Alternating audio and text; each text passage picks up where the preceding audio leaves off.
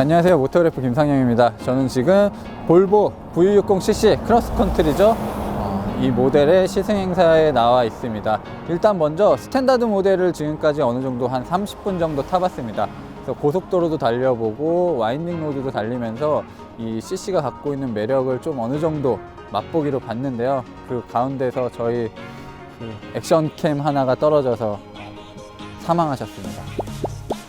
일단 CC 모델은 제가 굉장히 좋아하는 스타일이에요. 저는 정형화된 세단 SUV보다는 이런 크로스오버적인 성격이 강한 차들을 좋아하고요. 확실히 좀 남들과는 다른 뭔가 개성 그리고 자기 라이프 스타일을 추구하는 것도 좋은 것 같아요.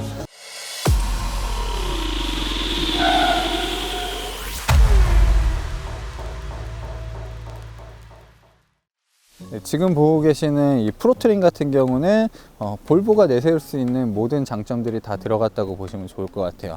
일단 볼보의 최신 디자인, 이런 토르의 망치를 상징하는 LED 주간주행 등과 이 LED 램프 같은 경우도 지금 볼보에서 가장 뛰어난 LED 램프라고 보시면 돼요. 오토 하이빔은 당연히 되고요. 고속도로에서 핸들을 꺾었을 때, 좌우로 꺾었을 때 램프도 같이 회전하는 그런 기능까지 가지고 있습니다. 볼보를 이해하기 위해서는 스웨덴을 어쩔 수 없이 이해를 해야 되는데요. 스웨덴은 밤이 굉장히 긴 나라기도 합니다. 그리고 유럽 같은 경우는 우리나라처럼 가로등이 그렇게 많지가 않아요. 그래서 이런 자동차 조명 기술이 발전할 수밖에 없고, 볼보의 이 LED 램프 같은 경우도 밤에 정말 진가를 발휘하는 램프 중에 하나입니다. 자, 이렇게 날렵한 헤드램프 옆으로는 이제 그릴이 놓여 있고요. 그릴도 이런 액센트 포인트를 주면서 좀 더 존재감을 발휘하고 있습니다. 그리고 이 차 같은 경우는 이제 크로스오버 모델이기 때문에 이 범퍼 하단에 이런 식으로 플라스틱으로 처리한 부분들도 있고요. 험로를 충분히 갈 수 있는 모델이기 때문에 돌이 튀는 것을 조금 막아주기도 하고, 긁혔을 때도 그 피해를 최소화시켜주는 그런 프로텍터라고 보시면 좋을 것 같아요. 이 전 세대 V60 크로스컨트리 같은 경우는 좀 동글동글한 느낌이 강했는데, 이 차 같은 경우는 선과 면 그리고 이 라운딩을 적절하게 사용을 했습니다. 그래서 보는 각도에 따라서 입체적인 느낌이 완전히 달라요. 특징적인 부분도 다르고, 이 그릴 같은 경우도 옆에서 봤을 때는 완벽하게 이렇게 뚝 떨어진 그런 느낌을 주고 있거든요. 후륜 구동차들이 주로 쓰는 모습인데, 볼보도 이런 식으로 디자인을 하게 됐습니다. 볼보의 디자인이 바뀌기 시작한 부분은 불과 한 6, 7년 전 그때부터 이제 볼보가 디자인이 크게 달라지기 시작했고요. 파워트레인을 모듈화하고 플랫폼을 모듈화하면서도 그 영향을 받고 있습니다. 그래서 옆에서 측면에서 봤을 때는 이 비율이 너무 좋아요. 일단 전륜구동 모델, 전륜구동 기반하는 모델이지만 오버행이 상당히 짧습니다. 그리고 휠베이스를 길게 만들면서 실질적으로 실내 공간에도 여러 가지 이점을 주지만, 차를 봤을 때, 옆에서 봤을 때 우와, 차 멋있다, 비율 좋다라고 말할 수 있는 그런 몸매를 갖게 된 거죠. 볼보는 일단 모난 브랜드는 아니잖아요. 뭔가 콕 찌르는 브랜드, 그런 브랜드는 아니기 때문에 최소한 옆에 선들을 좀 완만하게 처리한 부분, 이렇게 동글리는 디자인, 이렇게 둥글게 만드는 디자인은 우아하고 좀 유연한 느낌, 그런 것들을 강조하고 있습니다. 선이 굵게 시작되는 부분은 이 뒷모습부터예요. 뒷모습부터 선이 시작이 되고, 뒤에서 봤을 때 옆으로 넓은 느낌을 좀 강조를 하고 있습니다. 눈에는 띄지 않지만 이런 선들, 이 위에도 선이 있죠? 주름이 있죠? 이런 것들로 은은한 멋을 냈어요. 대놓고 막 화려한 옷을 입고 멋있어가 아니라 은은하게 액세서리들 조금씩 하면서 나는 사실 알고 보면 멋쟁이야, 그런 느낌을 주고 있는 거죠. 네, 뒷모습은 볼보의 SUV 영향들을 많이 받았습니다. 그래서 세로로 되어 있는 테일램프도 볼보의 전매 특허 같은 부분이기도 한데요. 여기에 이제 세단에 새롭게 적용되는 이런 가로형 램프까지 합쳐버렸습니다. 그래서 사실 이 램프 같은 경우는 지상고가 높은 버스, 트럭 이런 운전자들이 보기에도 굉장히 좋은데, 이런 기본적으로 밑에 깔리는 램프까지 있어서 거의 모든 운전자들이 볼보의 존재를 더 확실하게 알 수 있을 것 같고요. 일단 가로형 램프가 좀 적용이 되면서 차체가 더 넓어 보이는 효과까지, 그리고 이 차가 어떻게 보면 지상고를 높여놨기 때문에 껑충해 보일 수도 있는데, 그런 부분을 좀 만회하는 디자인입니다.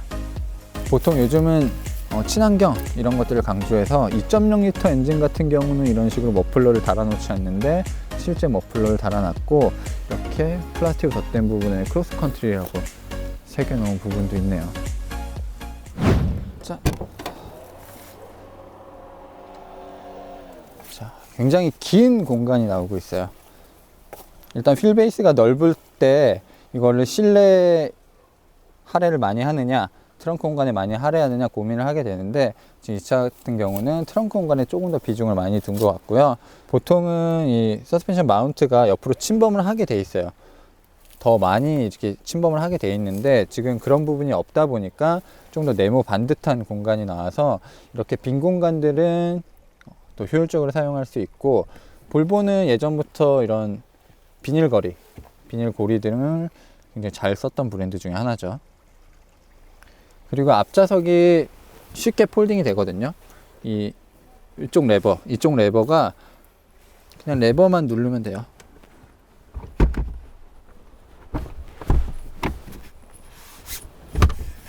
자, 이런 식으로 트렁크에서도 쉽게 접을 수 있는 눈에 띄는 저 레버가 있기 때문에 실질적으로 사용하기도 굉장히 편리하죠. 보통은 뒷문을 열어서 시트를 접어야 되는 그런 상황이 많은데, 이 차 같은 경우는 그냥 트렁크를 연 채로 시트를 쉽게 접을 수 있습니다.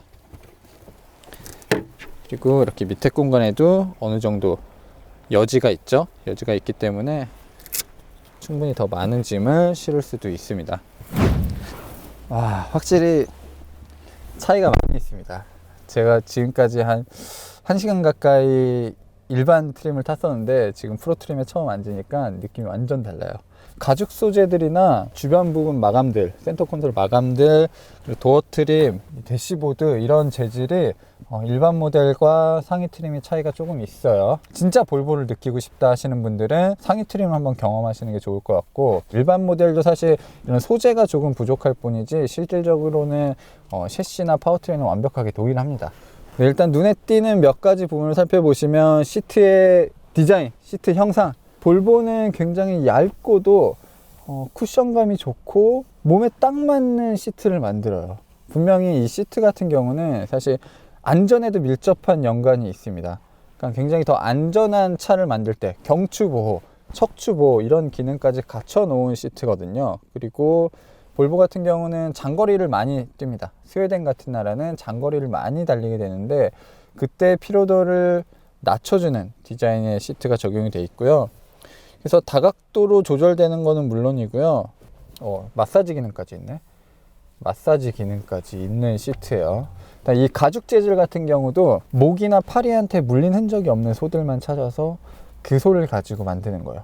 스코틀랜드의 브릿지 오브 위어라는 유명한 회사가 있고요. 그 회사가 맥라렌, 에스턴 마틴, 제규어, 볼보 이런 차들에게 가죽을 납품을 합니다. 이런 스티어링 휠의 가죽, 도어 트림의 가죽도 느낌이 너무 좋아요. 이거는 실제로 만져보시면 독일 차는 조금 다른 느낌, 훨씬 더 소프트하고 몸에 착 감기는 느낌을 받으실 수 있을 거예요. 사실 이제는 세로형 디스플레이가 좀 많이 익숙해졌어요. 이제 세로형 디스플레이를 쓰는 회사들이 늘어나서 이게 그렇게 특이하진 않고, 오히려 더 눈에 띄는 부분은 이런 도어 트림에 있는 스피커. 이 바우스 앤 윌킨스는 진짜 굉장히 좋은 자동차 오디오 시스템 중에 하나예요. 저는 주로 베이스가 굉장히 센 음악, 아니면 그거와 달리 보컬이 강조된 음악, 이렇게 좀 극단적으로 듣는데, 그것을 모두 만족시켜주는 스피커 중에 하나예요. 저는 이것 때문이라도 프로 트림을 살 것 같은 느낌이에요. 볼보는 이제 시동 스위치라고 하는 게 더 맞을 것 같고, 이런 식으로 새겨놓은 부분도 멋있죠. 인스크립션이나 그런 모델들은 이제 크리스탈 레버도 쓰는데, 지금 국내 모델은 크리스탈 레버까지는 적용되지 않았고요. 그래서 시동을 걸 때는 누르는 게 아니라, 자, 스위치를 옆으로 딸깍, 끌 때도 마찬가지로 딸깍 해주면 꺼지고요. 드라이브 모드는 누른 후에 다이얼을 돌리는 방식입니다. 자, 볼보는 이 디스플레이를 디지털 인스트루먼트 패널을 굉장히 오래 쓴 브랜드 중에 하나예요. 그래서 지금은 디지털 계기판도 표시되고 가운데 지도까지 나오고요. 지금 애플 카플레이 그리고 안드로이드 오토도 사용할 수 있기 때문에 그걸 연결을 하게 되면 이 센터 디스플레이로 내비게이션이라든지 여러 가지 정보도 확인할 수 있습니다. 루프도 굉장히 크죠. 루프가 큰 것도 다 이유가 있어요. 스웨덴이 이렇게 일조량이 그렇게 많은 나라가 아니기 때문에 잠깐이라도 해가 들었을 때 모든 승객들이 이렇게 화사한 빛을 보기 위해서 거대한 루프가 달려 있습니다. 그러니까 뒷좌석 공간이 차의 크기, 겉모습에 비해서 그렇게 엄청나게 넓진 않습니다. 아무래도 이거는 대시보드가 좀 안쪽으로 많이 들어와 있거든요. 전륜구동 모델이지만 대시보드가 좀 안쪽으로 들어와 있는 구조이기 때문에 이 휠베이스 길이에 비해서 실내 공간이 그렇게 광활하진 않습니다. 하지만 부족한 편은 아니에요. 분명 제가 봤을 땐 소나타, 그랜저와 비교하면 좀 좁다고 말할 수 있겠지만 이 차가 가진 공간 자체가 부족한 편은 아니고 다리를 뻗는 것도 양호하고 무릎 공간도 사실 그렇게 좁진 않아요. 이렇게 제가 좀 허리를 굽혀서 비스듬하게 앉아 있어도 무릎이 닿지 않을 정도입니다. 프로트림의 또 차이는 이 송풍구가 이쪽 B필러에도 있어요. B필러에도 송풍구가 마련이 되어 있고 개별적으로 온도를 조절할 수 있기 때문에 기본적으로 뒷좌석의 쾌적함 이런 것들도 좋아진 것 같네요. 다만 단점은 이 센터 터널이 너무 높게 올라가 있다는 부분, 이런 부분 때문에 사실 이거는 올라가도 너무 많이 올라가 있거든요. 그렇기 때문에 이 차는 실질적으로 거의 뭐 4인승과 동일하다라고 보실 수 있을 것 같아요.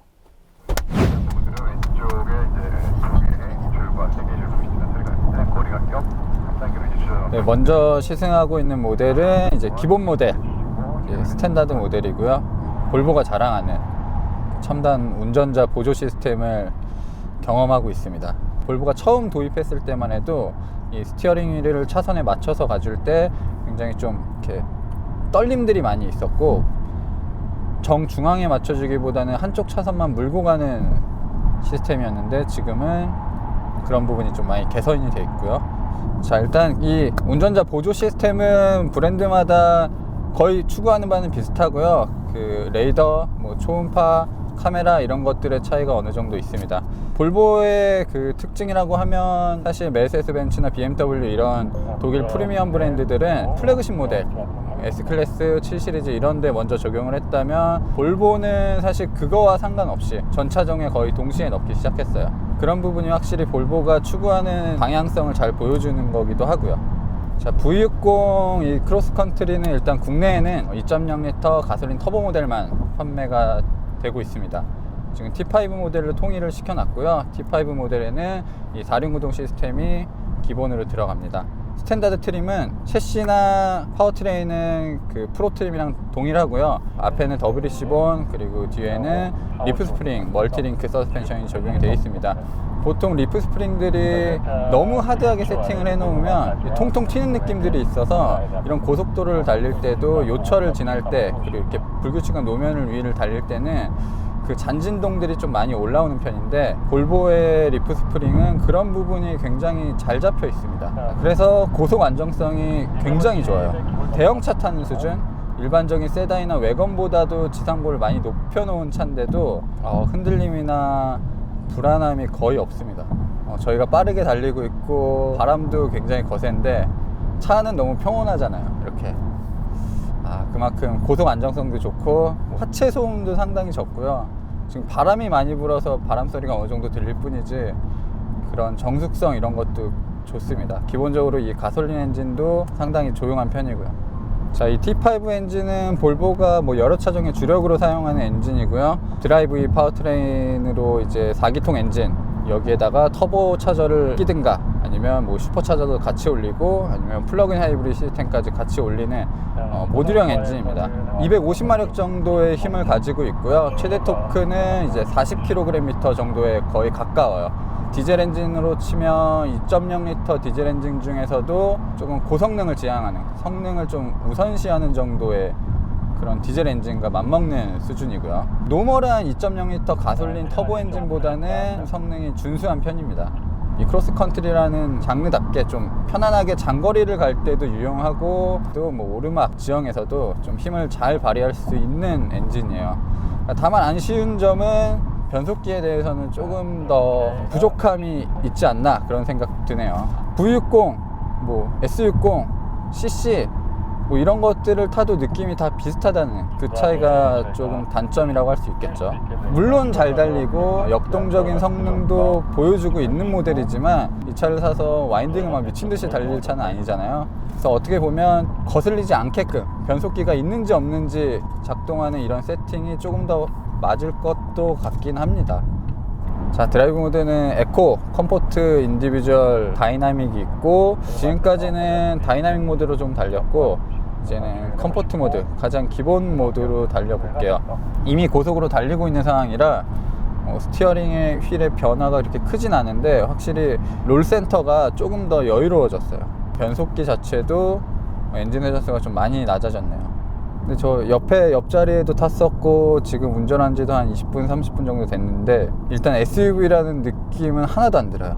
분명히 지상고는 높은데 시트 포지션이 그렇게 높은 것도 아니고 확실히 차의 움직임이 세단과 거의 흡사하기 때문에 그런 느낌은 굉장히 좋은 것 같아요. 이전 세대 모델 같은 경우도 어느 정도의 롤링을 가지고 있었고 조금 그 SUV의 멀미나는 느낌 이런 것들도 있었는데 신형 모델은 훨씬 더 타이트해진 느낌입니다. 네, 기본 모델도 옵션이 어느 정도는 좀 잘 갖춰져 있어요. 운전자 보조 시스템도 잘 갖춰져 있고 심지어 HUD 헤드업 디스플레이도 있거든요. 헤드업 디스플레이도 예전보다 훨씬 더 면적이 넓어졌습니다. 내비게이션이나 이런 여러 가지 정보들도 표지판은 감지해서 속도를 알려주기도 하고 경고 시스템들, 뭐 앞차 너무 거리가 가깝다 이런 것들을 보여주고 있어요. 그리고 레인 키핑, 후측방 경고 시스템 이런 것들도 있고 충돌 회피 보조 장치 이런 기능들이 있고요. 자, 이제는 저희가 이제 상위 트림 모델을 타도록 하겠습니다. 제일 좋은 트림, 프로 트림을 시승하게 됐습니다. 확실히 프로 트림은 느낌도 다르고 들어가 있는 장비들도 많이 더 좋아졌어요. 와, 고속 안정성 어마어마한데? 확실히 휠도 달라지고 타이어 크기도 커졌다 보니까 느낌도 조금 다릅니다. 좌우 롤링도 적지만 앞뒤의 피칭도 굉장히 적습니다. 볼보가 이 전륜구동 기반 할덱스의 4륜구동 시스템을 쓰고 있는데 이런 것들을 가지고 이 정도의 고속 안정감을 만들었다는 거는 굉장히 고무적입니다. 확실히 디자인만 멋있게 만드는 게 아니라 플랫폼 설계 그리고 이 차량의 특성 이런 것들까지 다 고려한 설계가 되고 있어요. 그만큼 좀 자본의 힘도 많이 들어갔고 많은 변화가 있었던 것 같습니다. 다이나믹 모드 때는 굉장히 엔진 회전수에 대한 여지를 높게 가져가네요. 레드존이 6500rpm부터 시작되는데 제가 가속을 했을 때는 거의 그 부분까지 회전수가 올라갑니다. 이런 다이나믹 모드에서의 설정은 좋네요. 60 모델들도 굉장히 다양한 파워트레인이 적용이 되는데 특히 엔진에 있어서 뭐 가솔린 엔진도 여러 버전이 있고 디젤 엔진도 여러 버전이 있고 그리고 플러그인 하이브리드까지 마련이 되어 있습니다. 국내에는 디젤 모델은 웬만해서는 들어오지 않을 것 같아요. 인증받기도 굉장히 어렵고 여러 가지 상황들이 디젤보다는 가솔린 그리고 하이브리드 이런 쪽으로 무게가 기울고 있기 때문에 볼보도 일단은 가솔린 라인업을 조금 더 촘촘하게 만들지 않을까 뭐 그런 생각도 듭니다. 일단 당분간은 디젤 모델 판매는 없다고 하네요. 모듈형 플랫폼을 쓰게 되면 여러 가지 위험한 부분들도 있어요. 만약에 하자가 발생했다, 어떤 부분에 결함이 생기면 굉장히 많은 차들을 모두 손봐야 되는 그런 위험성도 있지만 개발진들이 애초에 그런 위험 부담을 알고 있기 때문에 조금 더 집중해서 많은 테스트를 하고 연구를 해서 만든다는 것도 있고요. 부품을 거의 다 동일하게 쓰고 구조가 비슷하다 보니까 그런 상황이 있을 때도 다시 손보기 쉽다는 게 이 모듈형 플랫폼의 어떻게 보면 장점이거든요. 플랫폼 하나를 잘 만들면 그거 하나로 굉장히 좋은 신차들을 여러 만들 수 있습니다. 그래서 볼보가 그거의 대표적인 케이스인 것 같고 현대차도 이제 최근에 신형 소나타에 이제 플랫폼을 모듈형 플랫폼으로 완벽하게 좀 바꿔놨는데 그 플랫폼의 뼈대를 보면 그 볼보의 뼈대와 굉장히 유사하더라고요. 이게 같은 뼈대긴 하지만 SUV 모델 그리고 세단 모델 그리고 이런 크로스컨트리 모델들은 용접이나 접합 이런 것들을 조금씩 달리해서 서로 다른 부분의 강성을 높여주는 설계를 하고 있습니다. 네, 지금까지 볼보 신형 V60 크로스컨트리를 만나봤습니다. 일단 저는 굉장히 감명받았던 게 저는 이전 세대 모델도 충분히 저에게 잘 맞는다고 생각을 했는데 신형 모델을 타보니까 이거는 성격이 조금 바뀌었다는 느낌이 들었어요. 한마디로 정의하면 세단의 감각을 가지고 있는 크로스오버라고 하는 게 더 맞을 것 같아요. 기본적으로 고속도로 그리고 도심에서 달릴 때 그런 편안한 느낌, 그리고 안정적이고 단단한 주행 성능, 이런 것들이 조금 더 도드라졌던 것 같습니다. 일단 저는 개인적으로 굉장히 마음에 들어하는 차고요. 이런 일반적인 세단이나 SUV보다는 이런 크로스오버들이 조금 더 우리나라에서 인정을 받고 많은 분들이 관심을 가졌으면 좋을 것 같습니다. 저는 지금까지 오토그래프 김상현이었습니다.